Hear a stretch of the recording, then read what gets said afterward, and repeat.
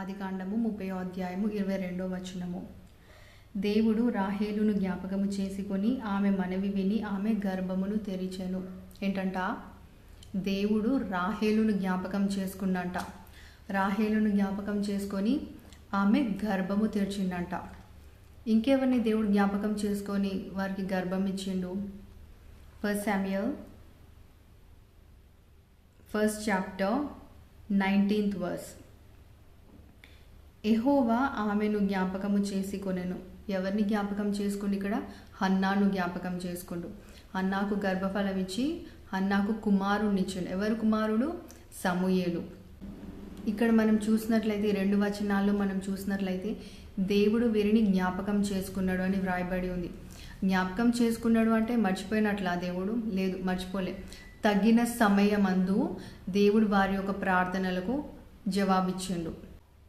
మనము రేచల్ జీవితంని చూసినట్లయితే రేచల్కి దేవుడు గర్భఫలం ఇవ్వక మునుపు, అంటే కుమారుని ఇవ్వక మునుపు, జోసెఫ్ని ఇవ్వక మునుపు లేయాకి ఆల్రెడీ 11 మంది పిల్లలు ఉన్నారు. అంటే 11 మంది పిల్లలు ఉన్నారు అంటే రేచల్ జీవితంలో ఎంత ఆలస్యం జరిగింది, లేకపోతే ఎన్ని ఇయర్స్ రేచల్ వెయిట్ చేసిందో ఇక్కడ మనం చూడగలం. కానీ ఈ వెయిట్ చేసిన టైంలో రేచల్లో తనకు ఉన్నటువంటి జెలసీని దేవుడు తీసేసిండొచ్చు. తనకు పేషెన్స్ని దేవుడు పెంచిండొచ్చు. ఇంకా దేవునికి దగ్గరగా తను సమీపించిండొచ్చు. దేవునితో సహవాసం పెరిగిండొచ్చు రేచల్కి. ఈరోజు నీకు పిల్లలు లేరేమో, నీకు బాధపడుతున్నావేమో, ఏంటి ప్రభా నాకు ఈ సిచ్యువేషన్ అని చెప్పి హన్నా ప్రార్థన ఆలకించిండు దేవుడు. రేచల్కి కుమారుణ్ణి ఇచ్చిండు దేవుడు. నీ ప్రార్థన కూడా తప్పకుండా ఆలకిస్తాడు. నీ కూడా తప్పకుండా దేవుడిని బిడ్డల్ని ఇస్తాడు. సో విశ్వాసం కోల్పోకుండా దేవుని యందు నిరీక్షణ ఉంచు.